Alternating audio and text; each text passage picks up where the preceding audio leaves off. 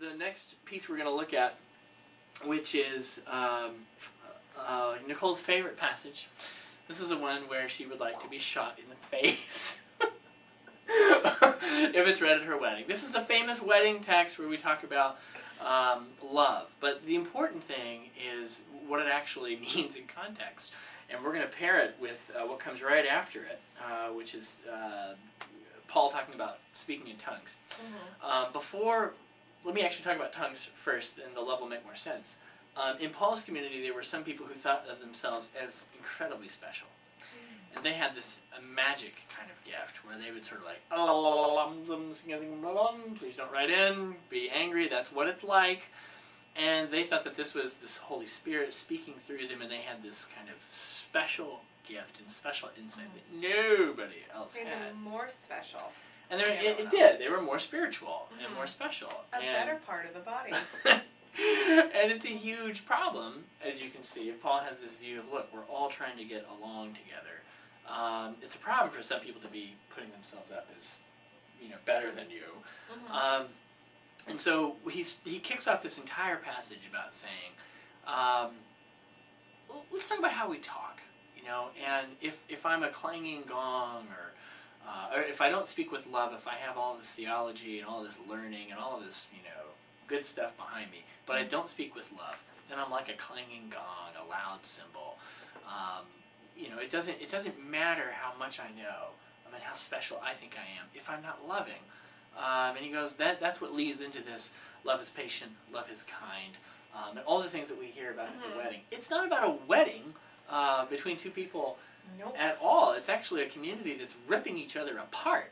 And Paul's trying to kind of dress down the snooty booties at the top of it who think that they're so much better than everybody else. And he says, look, I don't care how smart you are, your Harvard, Princeton degree or whatever it is, if you aren't loving, then you're like the Gong Show. You're good. Knocked off. You're out of here. And that leads us into the next chapter on tongues, which, again, it's exactly like Paul dealing with the food, sacrifice to idols issue. This is Paul's typical manner where he says, is speaking in tongues a great gift? It is, he says. Sure. Absolutely fine to speak in tongues. It's a wonderful thing. He says, but you know what? I would prefer to have the gift of building up the body. I would prefer to have almost any other gift than that. And, tongue speakers, if you are going to do this, and this is an order from Paul, it says you will have someone to interpret what you are saying to speak then to the whole body. Because the point of these gifts isn't to puff yourself up and show how spiritual you are, but it is to edify everyone else in the room. We actually, kind of a personal note here, we have a person in this congregation who she feels she does have the gifts of tongues and that this does come to her. And she's told me it's meaningful to her, but she doesn't share this with the community. And I go, why is that? I'm thinking, you're Presbyterian, you're probably embarrassed, right? She goes, no, because I don't have anyone to interpret. And she's actually read Paul, and she says, it wouldn't be helpful for me to share this because I don't have an interpreter who could make sense out of this for everyone else. And I thought, that is someone who gets Paul.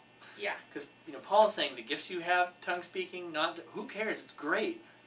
But what we need, then, is to ultimately edify all and not just yourself. And again, it's Paul trying to figure out a way to make everybody kind of right and fit in together. So that's 1 Corinthians. If you got more, you want to? No, I'll save it for second. Okay. We'll see you at second.